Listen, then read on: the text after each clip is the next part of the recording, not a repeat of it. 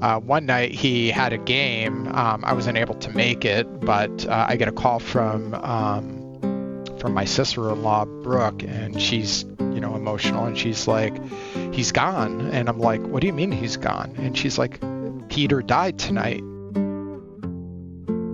Hello, everyone, and welcome back to the Standing Nowhere podcast. This is your host, Jacob, and thank you so much for being here. Today, I'm sitting down with one of my oldest and best friends in the whole world, Raphael Rozenberg. We met back in high school in 1997, before many of you were born, and we've been very close ever since. It's one of those friendships that just clicked right away and stayed strong all the way through the years. Rafi is an artist. He's a dad, a husband, and somebody who has lived through quite a lot, from miscarriages to losing his dad, his brother Pete, but somehow he still found a way to create beauty out of this chaos through his art. He runs his own business called Dungeon Master Minis, where he designs and paints these incredible 3D printed statues and figurines, and it's honestly some of the most beautiful miniature work I've ever seen. And our conversation today is a big mix of everything. So you're going to hear grief, fatherhood, creativity, synchronicities, a lot of humor, and just the raw stuff of being alive and being good friends with somebody that you've known for almost 3 decades. It's one of those episodes where the walls are down, so settle in. I'm grateful that you're here for this one, and here's my conversation with Rafi.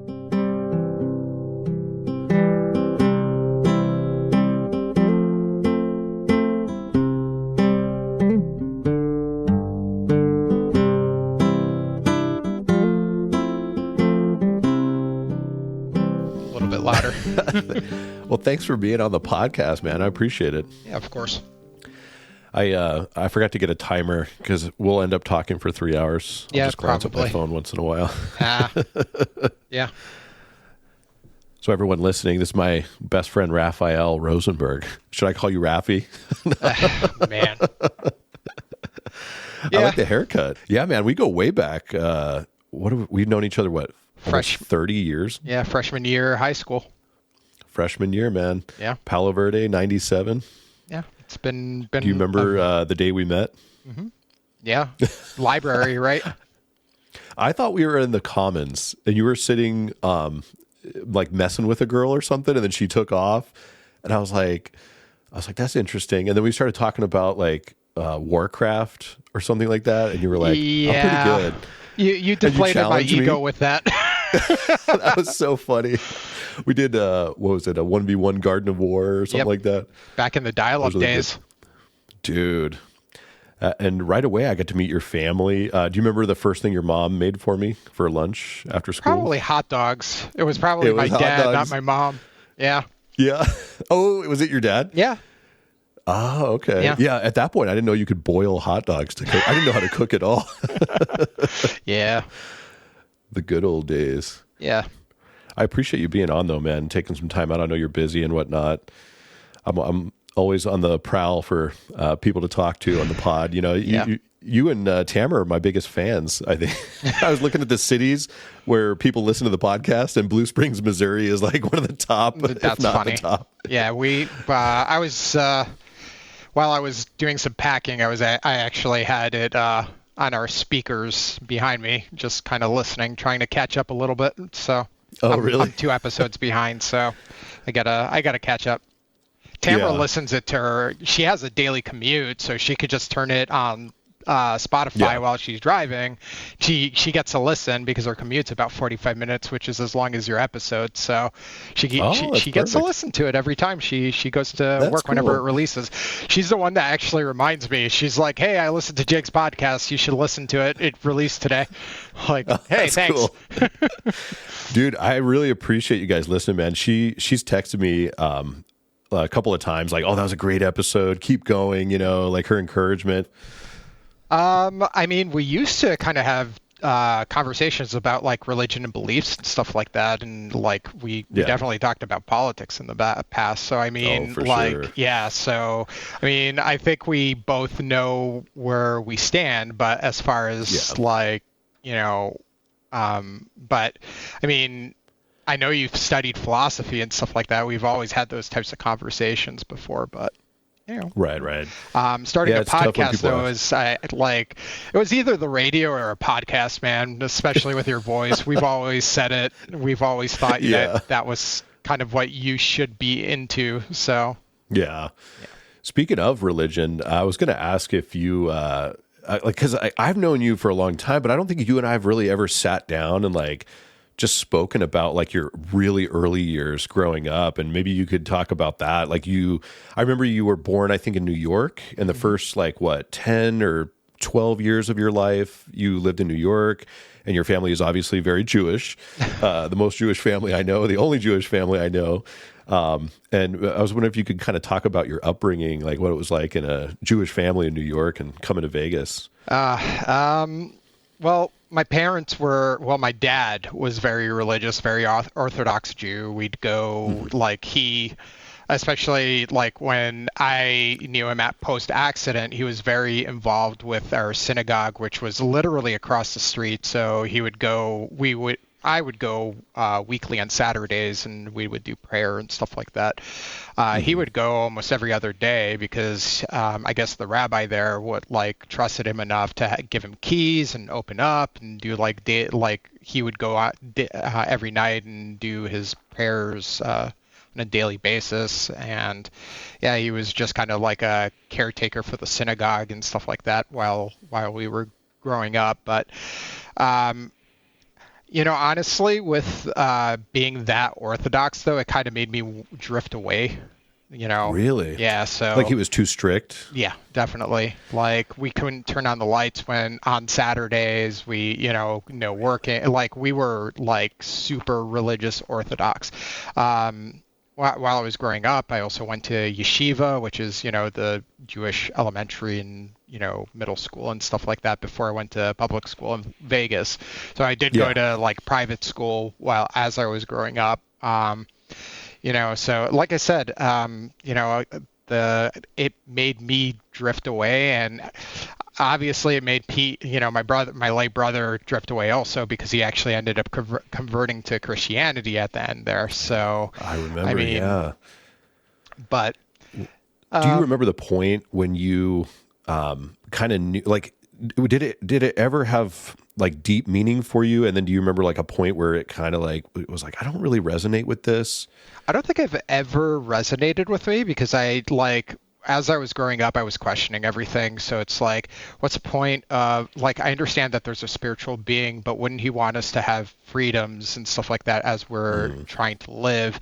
Not being able to do work on days that, if a pipe breaks, it just doesn't make, if God's will is, your pipe breaking, him not wanting you to fix it and cause additional damage to your house, it just doesn't make any sense to me. You know what I mean? So not turning on the lights and stuff like that. I mean, back when biblical times and stuff was written, electricity wasn't even a thing. So how things like that, I didn't know you couldn't turn your lights on. I know you couldn't work and things like that, but Sabbath was serious for you guys then, huh? Yeah. So any job your dad had, he'd never worked on Saturday or anything? Yeah, pretty much.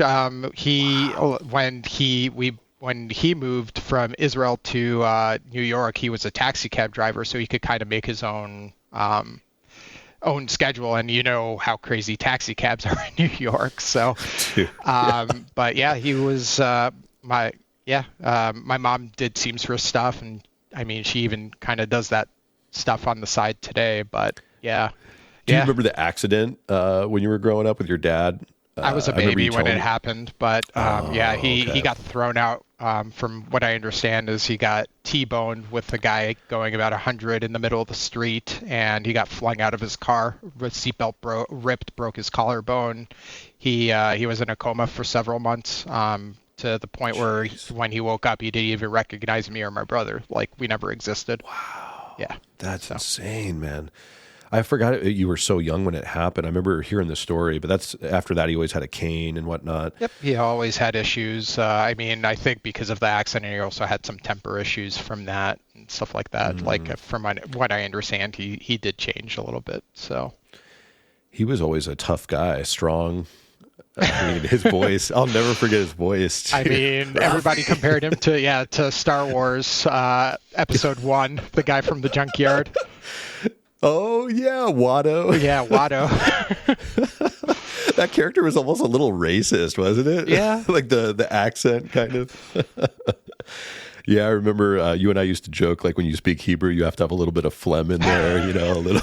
You got to get deep in the back of the throat. Oh yeah, yep. Gotta haktua that. Yeah.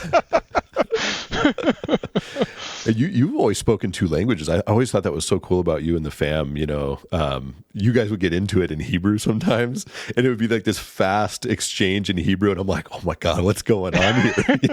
Full of drama. And it's like, hi, how are you doing? It sounds so spirited. That's so cool. Yeah. Like a big mix of cultures and everything. Yeah. Your mom's accent I love too. I guess it would be Polish. Yeah, she did Polish. Yeah. But she, I think when she was 15, she moved to Israel. So she that's where she met my dad. So, but her dad moved to Israel and brought her with. So. Yeah.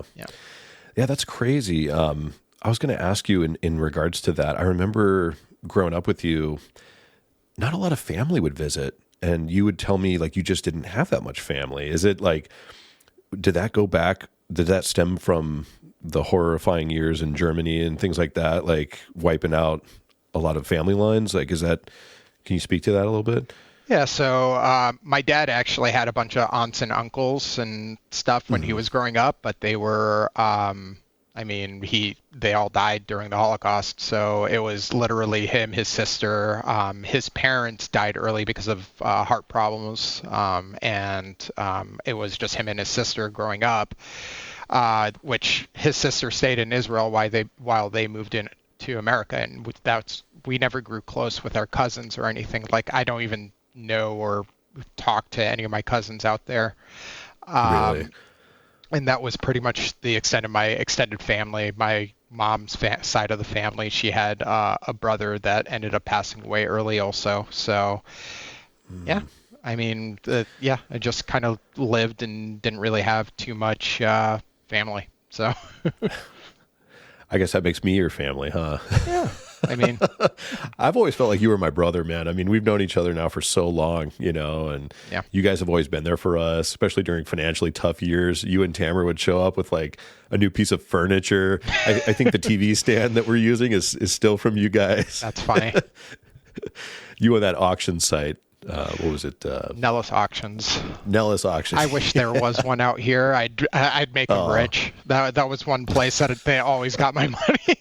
You used to flip stuff too, didn't you? Yeah, used to in Vegas. That was my side gig for the longest time. I would buy electronics and just sell stuff. I could get a computer monitor for $10 and then sell it for $100 pretty easily. So it got really busy though at the end there. Like before we moved, there was a lot of people like learning about the site. So a lot of things were starting to get a lot more expensive. People would actually overbid on items. So it's like, okay, like this item, typically MSRP is for $800 and someone bid up to like $1,000 for that item. I'm like, what? Really? It's yours. Take it. Yeah, you can obviously have it. Yeah, exactly. Yeah, it's one of those things, like you have to be kind of money smart. And I don't mean to be racist, but you've always been good with money. I know people joke about Jewish people being good with money, but you just happen to be Jewish and really good with money sometimes too. See, I'm going to delete this in post editing. No, just joking. Don't.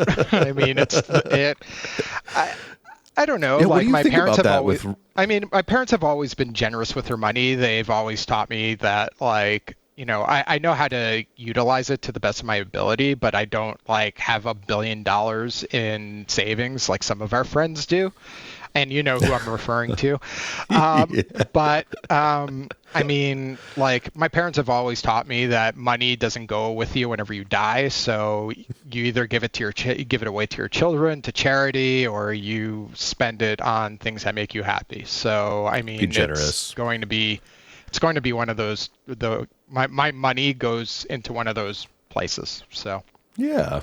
Yeah, I think you've always had a really good handle on it. I was going to ask you in that regard too. Like, I know we were joking about the racist idea that Jewish, that people associate Jews with money, but like, what is your opinion right now of like the climate in this country with people towards the Jewish community and stuff? Because I try not to dive into stuff online a lot, like on social media, but I always hear like these racist Jewish conspiracies and things like that. Like, does that affect you in any way, or you just shrug it off? I mean, I don't even really keep up with that. I know that there's some political tension because of Israel right now and the Gaza Strip, but honestly, like I'm actually not with Israel politically on that, because I mean, genocide is genocide, and having family that died during the Holocaust, I can kind of resonate with that feeling. Like, I feel for the Palestinians. I mean, we're all human. We're all trying to live, at least a decent, normal life. I mean, we're in America, which is a lot better than a lot of places. I mean, yeah. I mean, especially with today's political climate, we're still in a decent spot. So, yeah. But yeah. I mean, I again, New Yorkers are very pro Netanyahu and like Israel and stuff like that, because I mean, it comes down to loyalty, but in my opinion, like, murdering of people is just not okay. So I mean, it doesn't affect me on a daily basis, so it's not something that gets brought up. I mean, Jews and Hollywood have always been a thing, even since I was a kid. Jews running Hollywood, but I mean, Steven Spielberg, yeah, right. So, I mean, it is what it is. I mean, if Jews have better strategies with how to be able to get into higher positions of, where they can make good money, I mean, why not? I mean, put the best person in the best position that's available to them, regardless race, creed, religion. It doesn't necessarily matter. So absolutely. I mean, if you take, we talked about just a second ago, Israelis have always been in positions where they barter, so you always see them in electronic stores or jewelry stores, trying to make their own money. So, and they've always been synonymous with pinching pennies as well. So they're it is what it is, dude. Like, I suppose it's the heart in which you say it. If you're saying it in good spirit, unless you're coming at someone with a mean spirit, it all depends on the person saying it. But I was going to ask you as well, like, to go back earlier, what we were talking about, how your dad was deeply involved with the church. When was there a point where he realized that you weren't into it like he was? I don't know if Pete was as well. And did he feel like kind of sad when you weren't, or did you ever tell him like, Dad, I don't believe in this stuff, or things like that? Or did it just never come up? I think when we moved into Vegas was a lot more apparent, because we stopped living next to a synagogue. So it was a lot more like, he would still go weekly, but it was a lot more at that point it was like, he's an Orthodox Jew, but he would drive, which was against the religion as well, on Saturday to be able to make it to church. It was or synagogue, but it's the same concept, right? So in order for him to be able to make it and do his religious stuff, he'd basically have to break one of the cardinal sins of Judaism to be able to go and pray. So, I mean, it is what it is. I mean, like I also he wasn't too sad or anything. Yeah. No, I mean, like, I think he had some disappointment. I mean, he would disown Pete today because of his conversion to Christianity. He would absolutely have disowned him. Yeah. So. Wow. Yeah. Like, just straight up not talk to him ever again. Yeah. With I'm sorry to say, but like. No, that's a real thing. Yeah. So I mean. Families take it serious. My dad had some very prejudiced beliefs as well, like living in Israel as well. He was in the military. I hate to say it, but he absolutely abhorred Muslims, especially since he fought 4 or 5 wars with them. Like he had some very deep rooted like prejudices as well. So I mean, it wouldn't be far fetched for my dad to say like, "Hey Pete, this is not okay. We're not going to speak." My mom's a lot more open-minded though, so she yeah. So I mean, I think there was a huge difference in belief and being raised and stuff like that. My grandfather was a lot more open, whereas my dad was kind of raised in a culture where it was like, okay, it's us versus the world type thing. So. That's awesome, man. Well, I mean, it's interesting. It's not awesome. It's awesome that your mom was accepting, is what I meant to say, of Pete's, conversion, I guess you call it. But I wanted to ask you as well, in regards to the kids, starting a family. Obviously, I remember we were living together at the time when you were attempting to start a family, and you guys went through a lot with that. I was wondering if you could, if you're comfortable kind of speaking about that. Do you remember in regards to like the miscarriages and things like that? I mean, obviously you have 2 amazing kids now, and they're both, I don't think Caitlin's a teenager yet, right? She's what? She is definitely a tween. In spirit, yeah. She is definitely in spirit. She just turned 11 in October, so. That's awesome. Yeah, and Connor is like, what, 17? He's taller than me now. He's taller than you? It's embarrassing, to say the least. I'm sure that's how you felt with Trent, right? Yeah.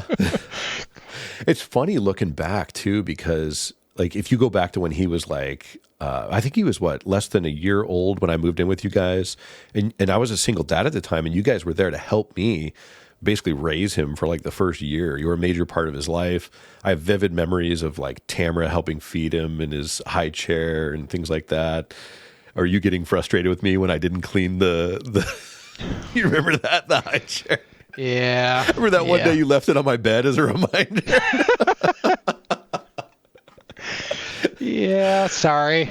No, man, I love those days. Those are great memories. I remember too, like, you guys going through all that, dude. Like, you took in Tamara's brother as well, Neil, and helped raise him, and you were trying to start a family of your own, and it was like you guys have had so many blessings in your life, but also challenges and struggles too. And I know there's a lot of people listening that could be going through that, where they're trying to start a family, but they're not able to for whatever reason. Like, what got you guys through it? You remember going back? You know what? I think it was just stubbornness at the end of the day. So no, for us, it was the incompatibility of blood types. So like she has a negative blood type. So it just gave us an additional challenge to be able to overcome. And then I guess there's some type of shot that allows the pregnancy to stick. And we kind of learned about it a little bit more later as we were like going down the medical line as to like why we kept on having those miscarriages. But it was like each kid, we had 2 miscarriages, and then we had a kid. So I mean, we were you able had 2 to with Caitlin as well. Yeah. Mm-hmm. Oh wow. Yep. Man. Yeah, I remember you guys went through the ringer. It was a pretty intense period, but you got through it. You learned. So just persistence then. Yeah. Not giving up. Yeah, I mean, it was challenging, like I said, but I mean, me and Tamara at that time, we went through so much together at that point. I mean, you were looking for work, I remember, too, struggling. You went to Le Cordon Bleu school for a little while. Yeah. You remember that? Yeah, Le Cordon Bleu was actually a lot of fun. Yeah. I mean, taught me a lot, but never was, I mean, I had a couple of restaurant jobs, but it was never what was promised, like you start off as a line cook and you just, it doesn't pay very much. So, yeah. I mean, also Vegas, how the job market is volatile out there. You have a job one day and the next day you just don't. So, I mean, then I went through that so many times until I couldn't believe it. Yeah. So, I mean, start companies were there and then they just were gone. I mean, I think by the time I was 30, like the longest I was able to hold a job for without getting laid off was a year maybe.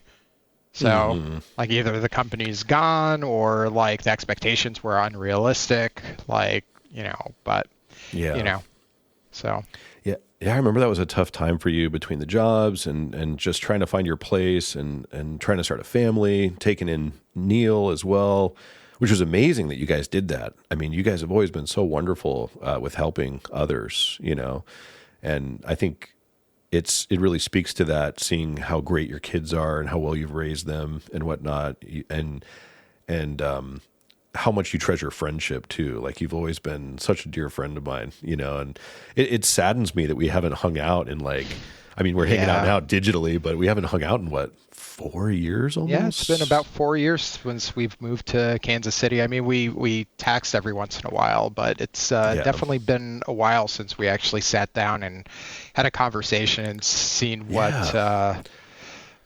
what what's in each other's lives and stuff. Sorry about that. Yeah, absolutely. And also, yeah, process things too.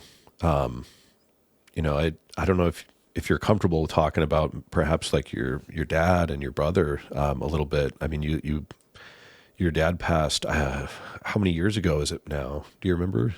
It's been, I think, 10 at this point. So 10 years. yeah, it's been a little bit now. I mean, he was in and out of the hospital because he was too stubborn to go to the hospital when when he first got pneumonia.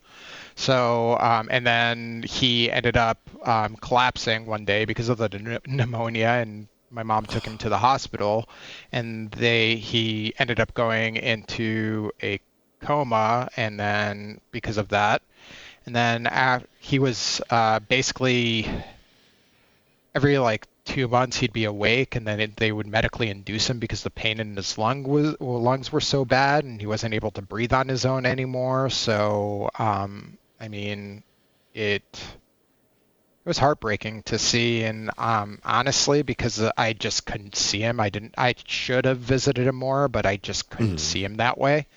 Hmm. And then my mom calls me almost a year and a half later with him in and out of consciousness. She's like, "Hey, they're gonna pull the plug." And I was there for when he passed, and I just broke down emotionally. It was such a horrifying sight. Like, Yeah. Watching um, your dad move on. yeah. And So, you're such a well-rounded person. Like you've never turned to drugs or addictions or anything like that. Like how did you process that? um, I just took it a day at a time. That's really it. I mean, me and my dad there at the end there, we weren't super close. Like we especially in my teen years, we constantly had arguments and stuff like that, and we just kind of Hmm. drifted apart. But yeah, it honestly it didn't hit me as hard as it did with Pete when that happened. But yeah, I think it's just a different mentality, especially like I said with the hardships that me and my dad endured. But I mean, it Hmm. still was heartbreaking to see that happen. So Yeah. Just being with what you were feeling on a day-to-day basis, one day at a time, basically. yeah, yep. And that you obviously had a lot of things going for you here in Vegas, and then you decided to move to Missouri, which is where you're at now, to be closer to your brother. Yep. And I was wondering if you could talk about the decision to moving out there, and what that was like, as far as change of life, being close to him. So it kind of came to the decision because I lost my job, Vegas being Vegas. So I don't know if you want to go into that, but I worked for a very big alarm company in Vegas, and Yeah. so my boss was very he was a hothead. Let's just put it that way. He I made a decision the previous night because the information that I was given, I ended up approving something, and then and then the information changed as the night went on from the people that worked for me.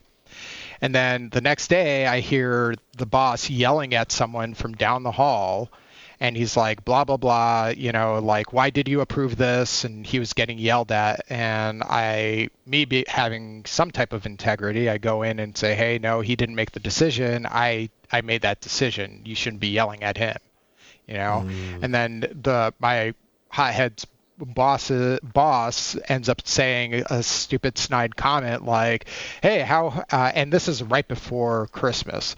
So he's like, how funny would it be your Christmas gift is that you go to the unemployment line? And he would always say stuff like that.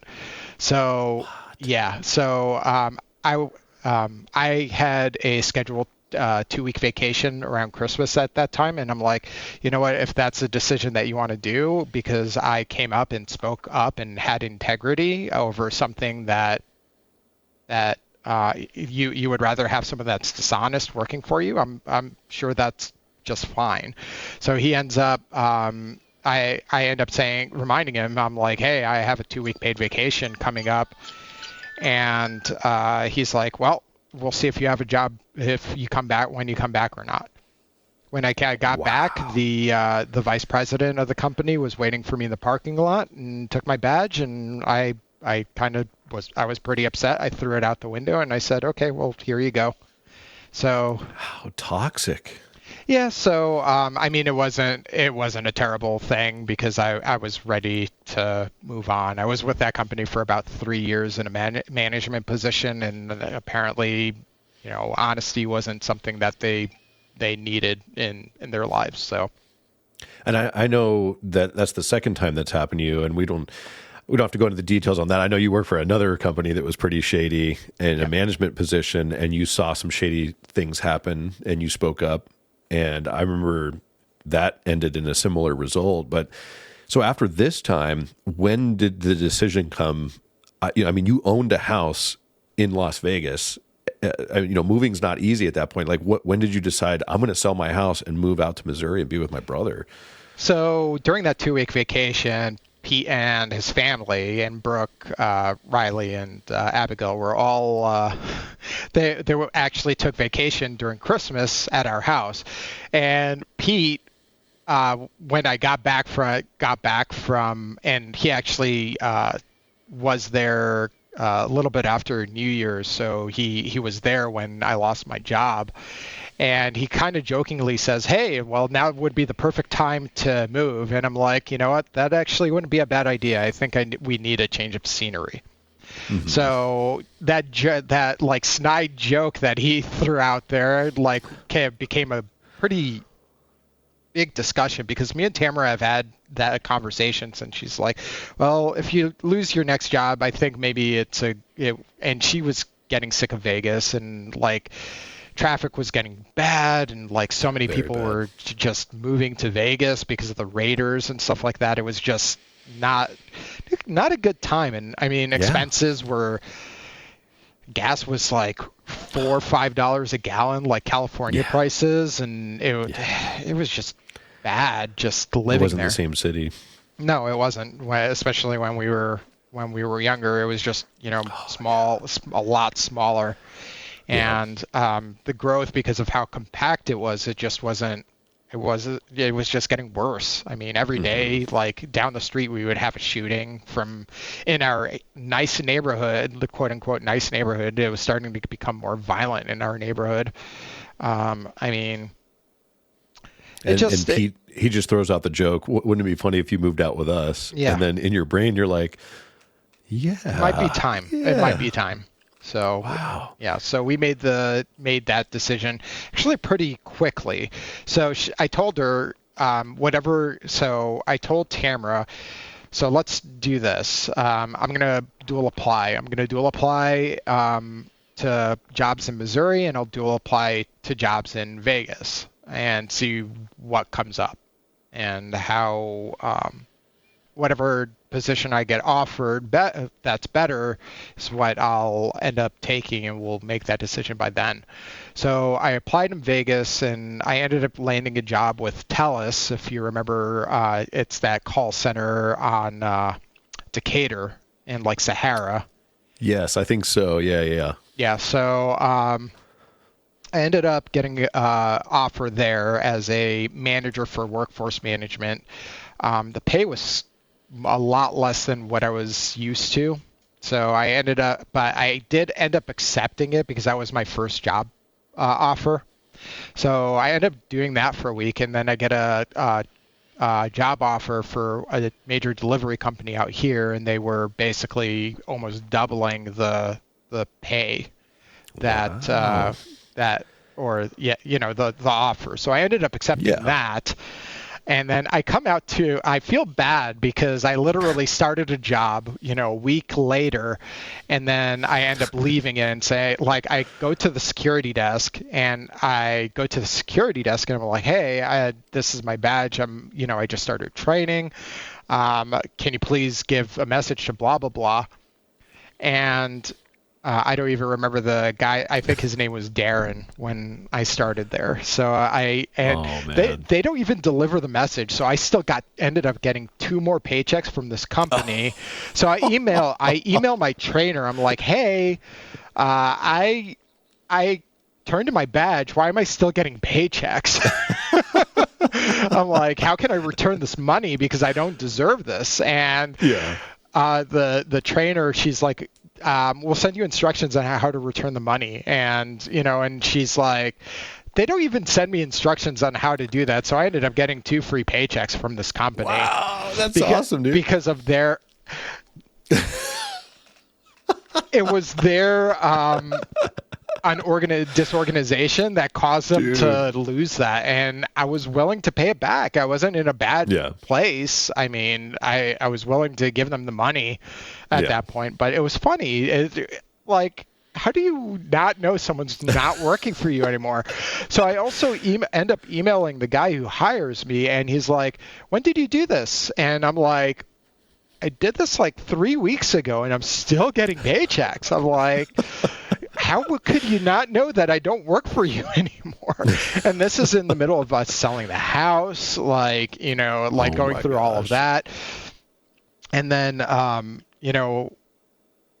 so I accepted the job, and we end up moving. Well, I end up moving. The family's still in Vegas while Tamara's like packing up the house and trying to get everything done for the movers and so I start the job, and then while I start this job with the delivery carrier, I get a call back from a credit union that I interviewed with, and they ended up offering like 20% additional more than what I got offered. Dude, blessings on blessings. Yeah, so I ended up working for that delivery carrier for also only a week.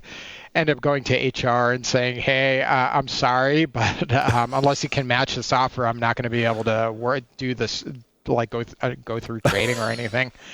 So it was just an interesting time. I mean, so it was like good news, more good news, an accidental good news, and then another job, and then a better job.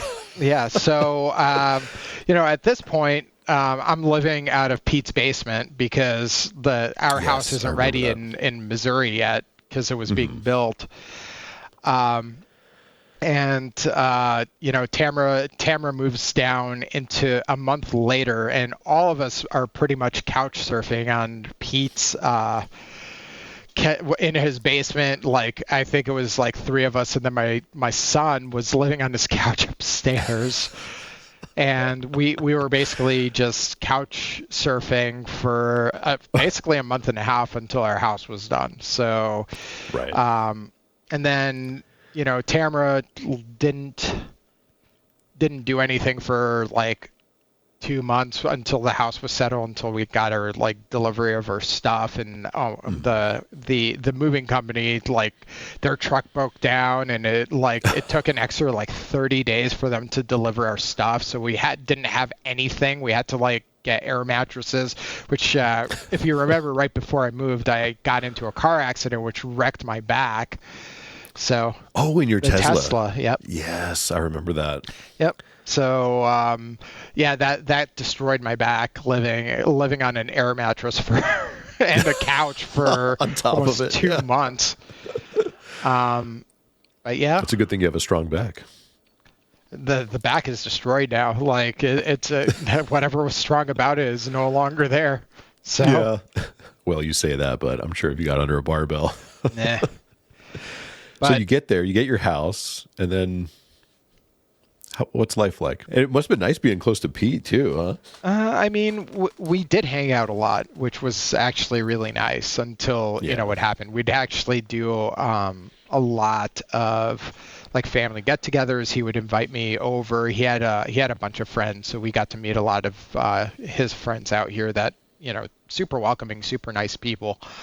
And they kind of accept, like he had a friend that he was in the military and they kind of like, he was in the army and Pete was in the Air Force, so they would always have that rivalry, but they treated each other like family, which was cool. So nice. They kind of accepted us into that group, which was very nice. So yeah, social circles are valuable, especially as you age, right? Yeah, especially it's hard. It's so much harder to make friends when you're older, but especially when you're like all you do is work. So. Oh, I know, man. You're so busy with that too, and I want to ask you about that. And I was going to ask too if you're comfortable talking about it. Like, what can you walk me through that day? You know what day I'm talking about? Yeah. So. Brooke, which is my sister-in-law. So Pete, just a little bit of background. He played for a veterans hockey league, so people that served in the military. So he had a tight-knit group, and his group I think it was the Mavericks. I don't really remember the name of the hockey team that he was part of, but it was an all veterans group, and he was part of the team, and it was like a C League team, but they had a lot of fun. I remember you used to always talk about it. Yeah. So he would invite me all the time to his hockey games, and I would go out, and it was just me and a couple other families that would watch them, and it was a lot of fun though. I mean, I would sit with my nieces and my sister-in-law. We would just watch him and just have a good time. And one night he had a game. I wasn't able to make it, but I get a call from my sister-in-law, Brooke, and she's emotional, and she's like, "He's gone." And I'm like, "What do you mean he's gone?" And she's like, "Peter died tonight." And I'm like, "What? What are you talking about?" And then I'm like, she's like, "Yeah, they found him in the locker room and he was passed out and he's gone." And she's like super emotional and she wasn't very coherent. I'm like, "What are you talking?" Like, I just couldn't understand what was going on because we just the night before we went to a local carnival for our kids, and I was just talking to him, so it wasn't registering. So after she hangs up, I'm like, "What's going on?" Like, I don't know what's going on. And I go to my mom's room, and this is I think at 10:30, 11 o'clock at night, and I'm doing my work stuff, and I go to my mom and I'm like, "Brooke just called and she said that Pete passed away." And she's like, "What? What?" It didn't register. I'm like, "Yeah, Pete died. I don't know what's going on." And she's like, she starts crying and becoming emotional. And I'm like, so I go and wake up Tamara, and I tell her, and she started, we're all emotional, and we didn't tell the kids until the next day. But I mean, Yeah. Life is short. He was 40. I'm a little bit older than he was, but he had a they call it the widowmaker, where one of the arteries is completely plugged, and he died. From my understanding, from who I talked to about it in the team, and to his wife. Apparently he was having trouble breathing and he thought it was just an asthma attack, so he went into the locker room to find his inhaler, and he ended up having a heart attack, and dying. I remember when you texted me too, I was like, what?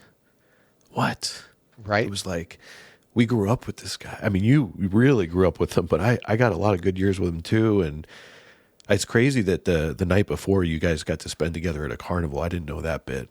That's awesome, man. And I didn't know how to talk to you about it.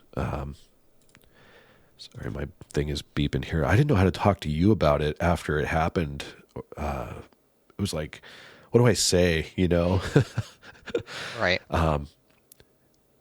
Was it similar to your dad, where you just took it one day at a time? I mean, just I took it a lot harder with Pete passing away.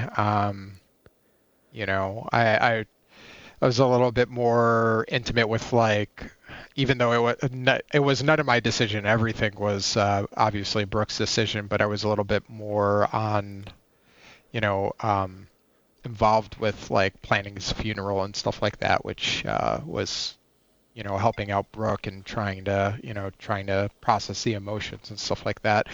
I mean, and for me, to keep my mind busy, I took maybe a day or two off of work, but I kind of delved into work to try to keep my mind off of things. And there were days where, like, I would listen to a song that reminded me of him, like on the radio going to work, and I would just break down. I'd pull over and call my boss and be like, hey dude, I really can't come in. It's like hitting me today.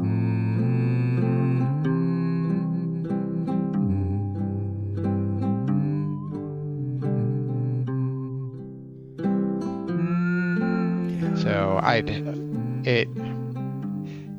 it just took me a lot longer to be able to process it. Emotionally, you never get over it, you know? Yeah. Like, so the other day I was thinking about it too, because it's around, I mean, he passed away 2 days after my birthday. So every time my birthday is around, it's like, okay, like how can I celebrate when my brother died around the same time? Yeah. So it's almost like you're celebrating birth and death at the same time. I think back to all the good times we had. Do you remember his little Geo Metro? And, Papa Johnny. Your brother reminded me the most of like a Monty Python person in real life, right? Yep. And he would throw himself completely into whatever he was doing. Like, I remember vividly, we were like in a Best Buy parking lot, and he's driving his Geo Metro, and he's like, people are walking in front of his car, and he's like honking at them, and he's looking like really angry at them, and people are like, "What did I do?" Or his swerving while we were in there, like him going left and right, like he would go like on purpose, like just wide, like swerving turns while we were just driving in the middle of the street. That little car took a beating from him.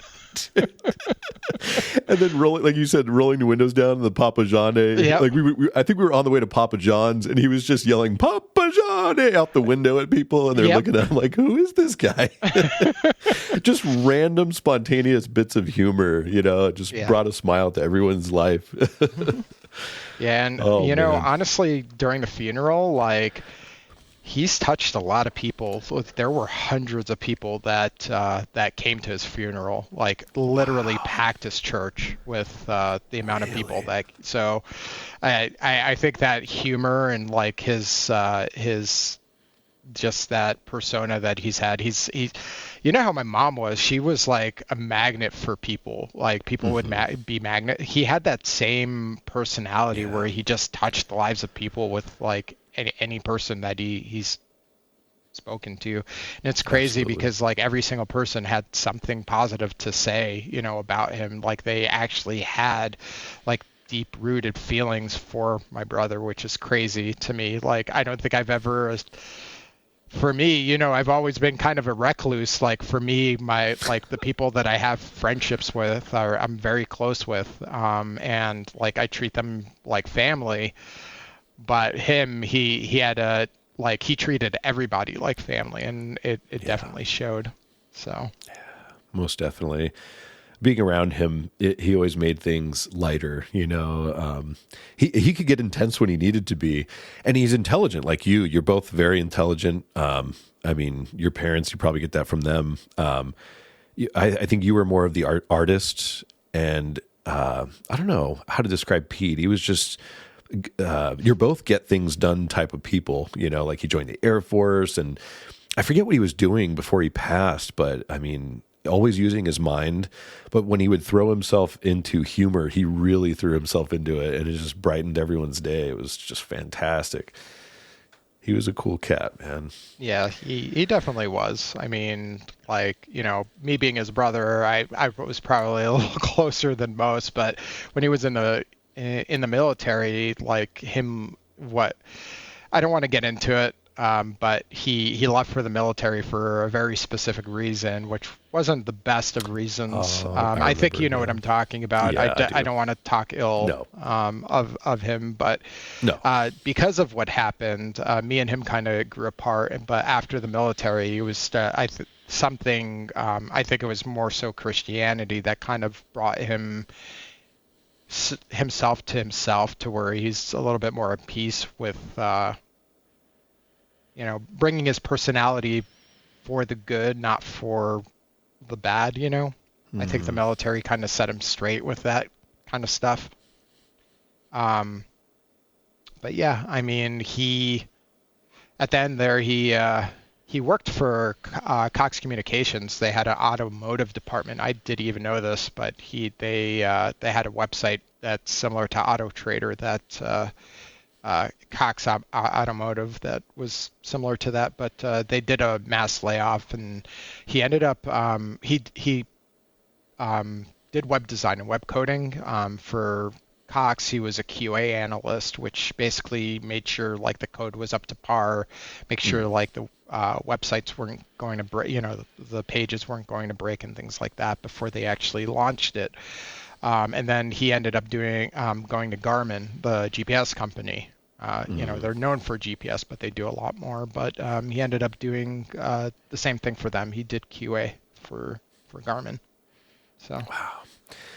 What a blessing that you moved out there when you did. It was like serendipitous, don't you think?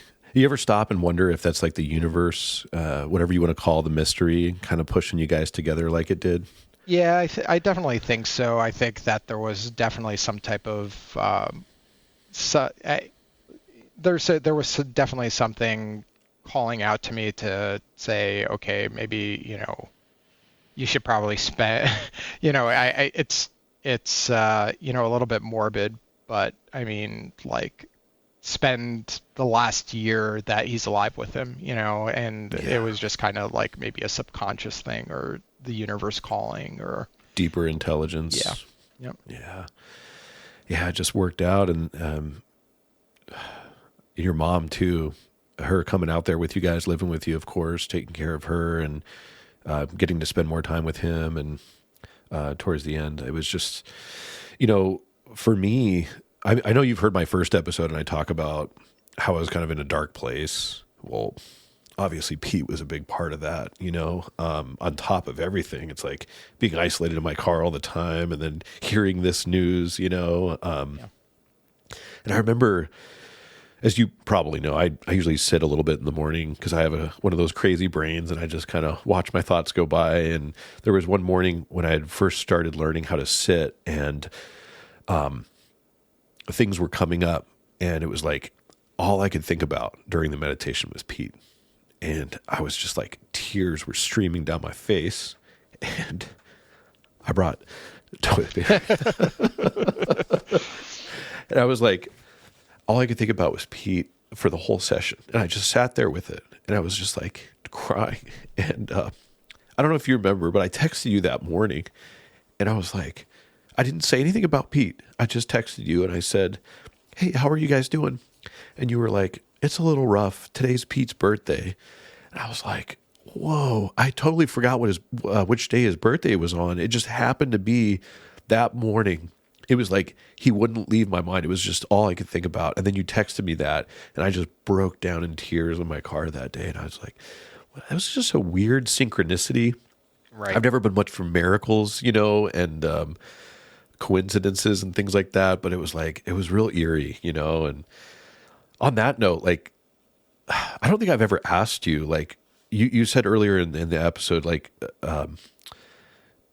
you didn't really dive into Judaism like your dad did. What is your view on the universe? Like, do you think it's all random, or do you think there's something more to it? I always where had do you stand? I always had a belief that there's a higher power, be it, either science or it being, a greater being or something. I definitely believe that there's karma. I definitely believe that if you put negative energy out into the world, that energy does eventually come back to you. I mean, but that's my belief. I thought that's why, I try to do the best that I can. I try to help people when I have the ability to. Like I said, like family, especially with the little that I have, and my friends are like, I will prioritize them over anything else in my life. Like, if I have a shirt to give, I'm going to give you my shirt. Like, and so it's just something that how I was raised. And like I said, it just kind of comes back to what my parents taught me, that, you might have money, but money doesn't come back to you when you're dead. So, I mean, and I think that type of generosity just kind of like comes more natural to me. But I think whereas Pete is more open to giving it to everybody, to me, it's more so like that with people that I build relationships with. Again, might be the artistic side, but I'm definitely more of a introvert, a recluse type person than Pete was. So yeah. After everything that happened with that, did that change your view on what you wanted to do with your life? Because I've been gone, not able to be with you in the flesh for now almost 4 years, but I'm hearing about how much you've swung deeply into your art. And I should have mentioned that earlier in the podcast. Like, you are a deeply artistic person. I mean, I remember since the day I met you, your parents had photos on the wall that you drew. I remember that beautiful orange that you drew as a child, the different textures and shading you put on it, or the dragon. And now you have your own business and you're doing that full time. Can you talk about how that did that help launch you into that? And what's it been like now focusing on art? I mean, something you love. Yes, Pete was a very big, he definitely his death kind of pushed me into like understanding that, you don't have a lot of time to, live in this world. So, it's kind of a funny story because the way that it kind of turned out, right? So shortly after Pete's death, me and Tamara met a couple that live out here, and their son is friends with Connor. Corbin is friends with Connor, and during his birthday, Corbin ended up spending the night, and then the next day, Corbin's mom picked him up from the party, and I saw a keychain that she had on her keychain. I'm like, oh, that's kind of cool. Where did you get that from? And she's like, oh, that's our business. We make little like articulating 3D prints and stuff like that. And I told her, we kind of started just chatting about it. And, I told her, like, I never they did more of the plastics, filament type prints, and I told him I never really got into it. I thought it was a little bit difficult trying to tune the machines and stuff like that. And I told her, like, I got really into resin printing, and like, because I'm more of a D&D player and stuff like that. And she's like, oh, that's cool. And we just kind of had that conversation, and they talked about how, like, they have an Etsy business and they were able to support their family with it. And like, they kind of told me, like, oh, we made this amount of sales. And and while I was working at the bank, at the credit union, and I'm like, maybe this is something that I can pursue. So, I'm like looking at Etsy, and I'm like trying to understand how everything works, and trying to understand and how to like open a business and stuff like that. And honestly, I was also like, especially with my job history, like I said, like, there's no loyalty in today's world. Everybody wants your loyalty, but they never can return loyalty back. Like, I was tired of working for other people, and I just decided, hey, you know what? I'm going to end up trying this out. So ended up opening an Etsy store, and I specifically did like 3D prints and miniatures and stuff like that. So ended up getting a customer that he's like, hey, he was a previous customer. He ended up buying pretty well. So I ended up entertaining his idea, and he's like, hey, so I like lewd prints. So nudes, like nude models and stuff like that. Yeah. So it's like, have you ever decided to try to do this? Because I would literally end up ordering these models, the specific creators' models every month from you. So I'm like, you know what? Based off of the price, like, you have to pay for a licensing fee to be able to sell that person's models, right? So based off of how much I would sell versus the licensing fee, I would still make a profit even if I sold those 4 models to this guy. So I'm like, you know what? Let me go ahead and do this. Ended up posting something that I had absolutely no idea even existed, and Etsy shoots me a warning for it like, if you go on Etsy and you literally search this particular model, there's hundreds of it. Yeah. Like, literally hundreds of this particular model. Okay. And I end up getting a warning, and I'm like, why did I get a warning? Is this some type of mistake? Like, this is digital art. Like, how does this even make sense? They hit me for like child pornography, dude. What? Yeah. So Epstein files, man. Oh my Lord, dude. So I'm like, this has to be a mistake. I mean, this has to be AI. So I ended up posting it again. They banned me. No. The second time. They banned my Etsy store. Literally. So I shoot them an email. I'm like, is this a mistake? And they're like, no, this digital character is 14 depicted in, like, it's a cartoon character. So it was Wilma from Scooby-Doo. Really? Yeah, dude. Wait, but it was lewd? It was a ghost that was lifting up her skirt, so you saw her panties. So it wasn't even like a nude. So I don't mean to laugh, but like, so what happened to your store then? They banned it. It's still banned. I cannot work for Etsy, or I can't not work for Etsy anymore, which was okay. I was actually at the point where I was like, okay, I want to venture out and open up my own web store anyways, because I don't know if you know anything about Etsy fees, but Etsy charges a nominal amount per sale. So depending on what you sold and how you obtain your traffic, they could charge you almost like 35% of your sale for every sale.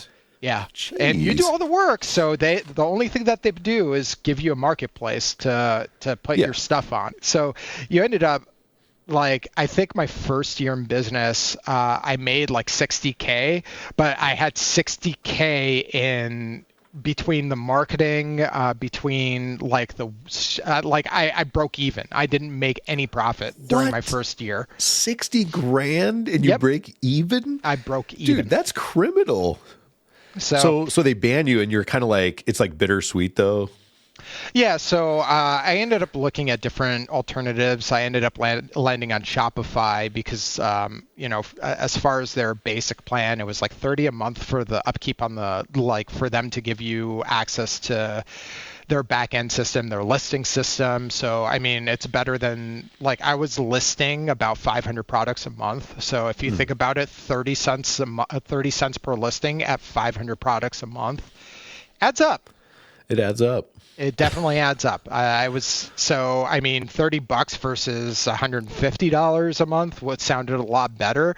But in order for me to be able to garner any traffic, it's my own web shop. So I had to look into how to do everything myself as far as like advertising and listing on Google is its own thing, so you have to figure out how to be able to rank on search engine. Like it's a learning curve, but I mean it's rewarding because everything that you're doing for yourself at that point.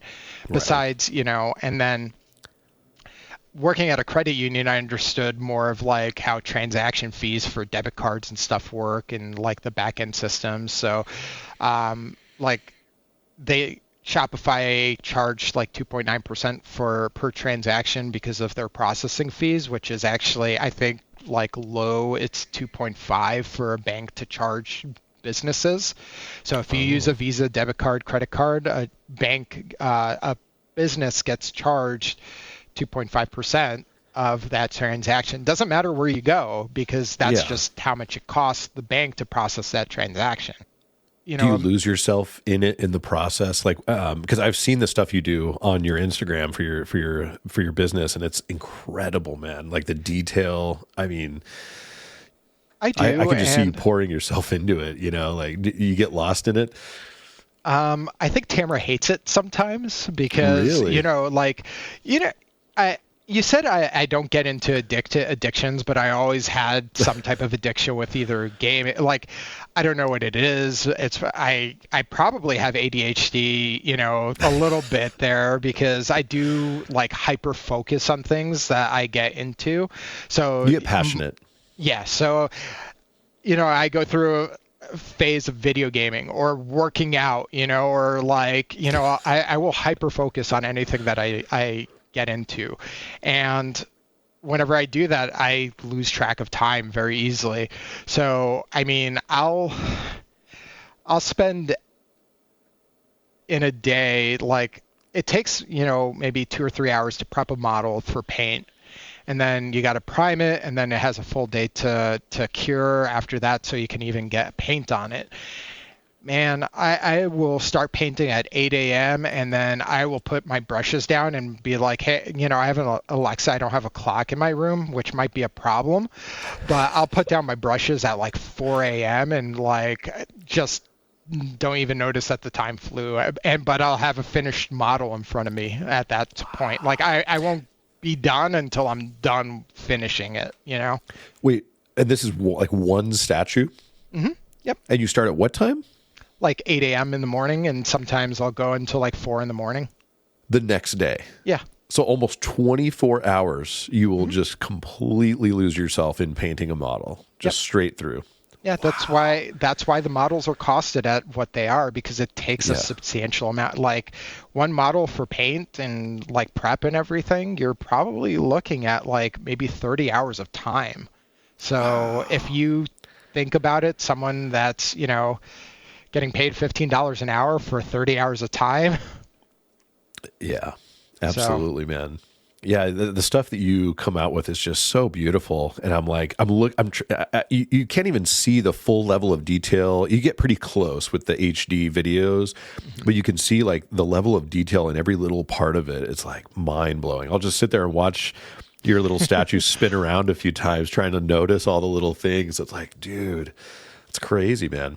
Yeah. So, would you say you've found your love and your passion in life in terms of work? Yeah, I definitely do. I hate the maintenance part. I think we were texting, and I was letting you know that my my goal is to eventually actually have a hobby shop where I can actually have some of the stuff up for sale on, for foot traffic, because Google does tell you actually how many locals are searching for your business. And on a daily basis, I have like 50 or 60 people like looking into my shop, and that's lost revenue in business. People could be walking into a physical shop, and that can probably pay for a shop as well, on its own.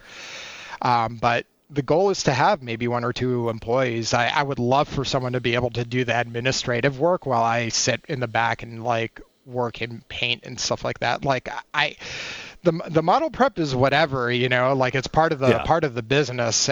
But if I could pay someone to do it instead of me having to do it, and I just focus on the painting part, I would love to do that.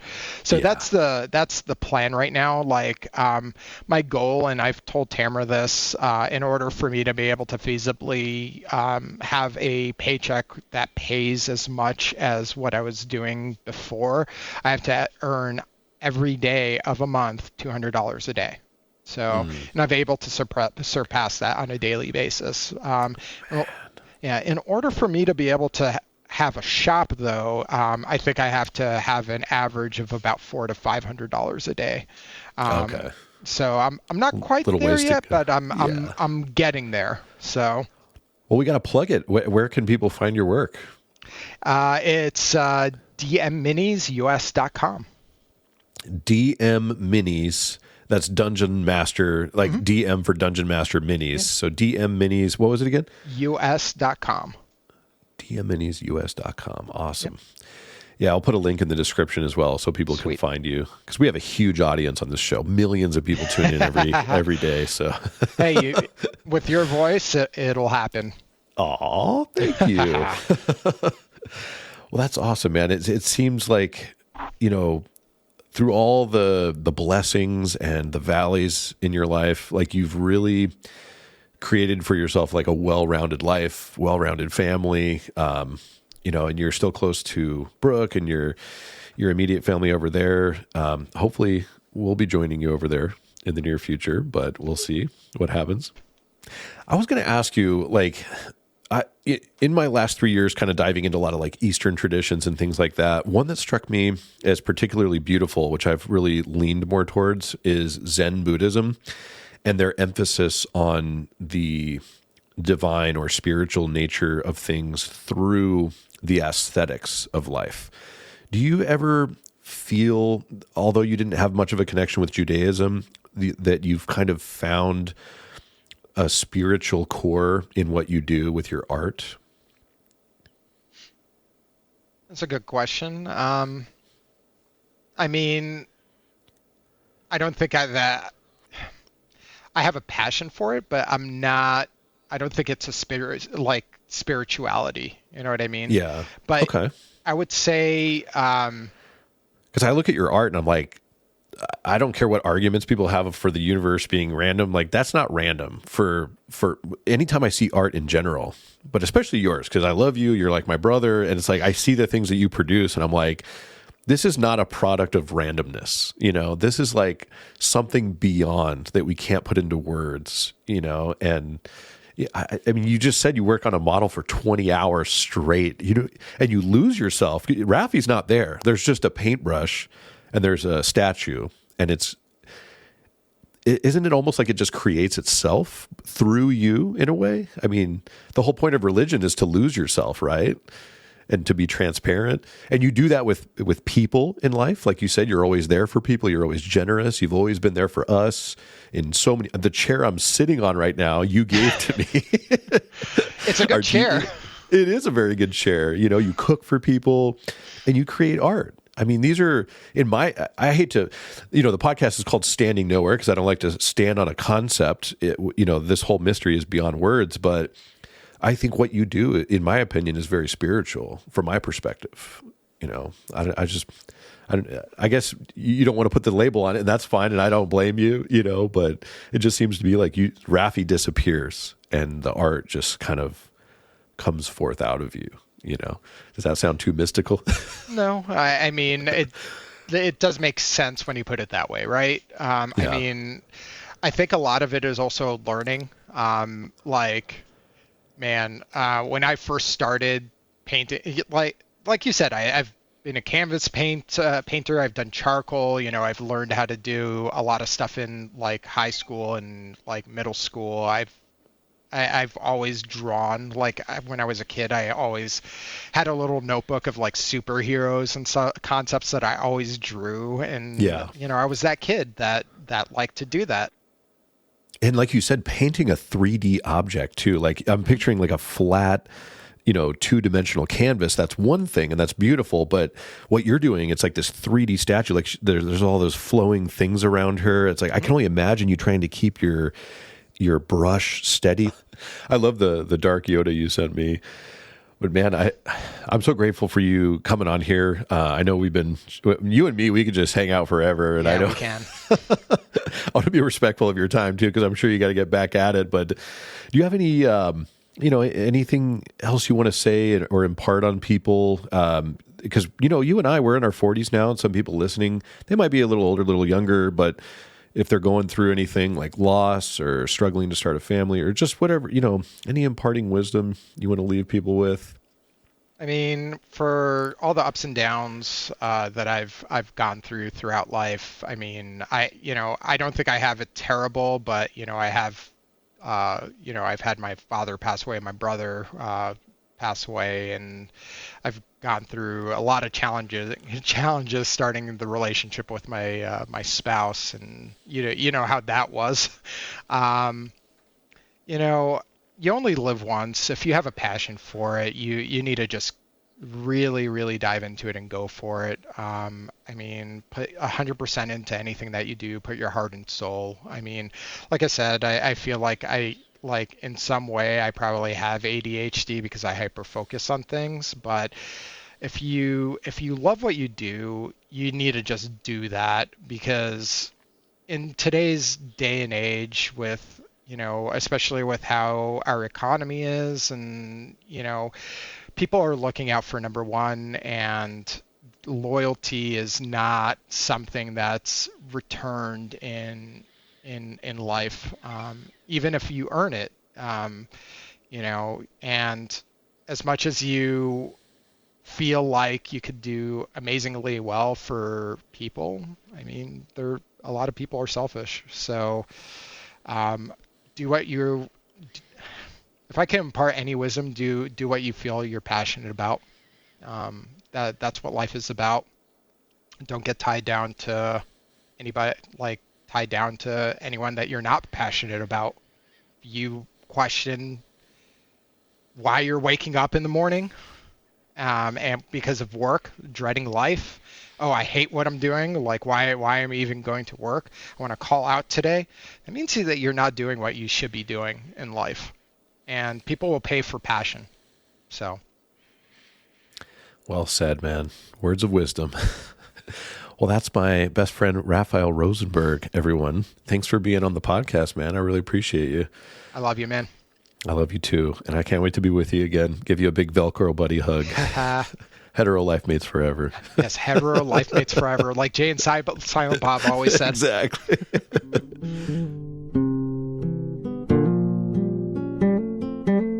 Well, all right, everyone. That wraps up our conversation with Rafi today. I want to thank everyone for listening. This was a special episode for me. A huge thank you to Rafi for opening up and just being willing to go there. Not just the fun memories, but the losses, the weird synchronicities, the way he's found meaning through art.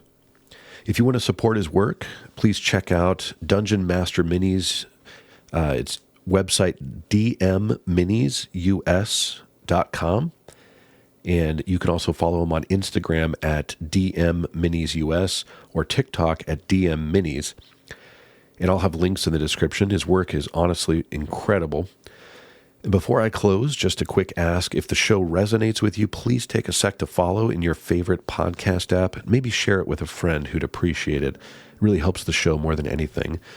And I want to end today with a reading from Thich Nhat Hanh that really matches the heart of this episode. He says, "When we lose someone we love, we think they are gone. But if we breathe and come home to the present moment, we will see them everywhere.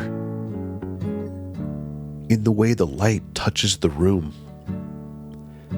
in our breath, in our steps, in the silence that suddenly feels full.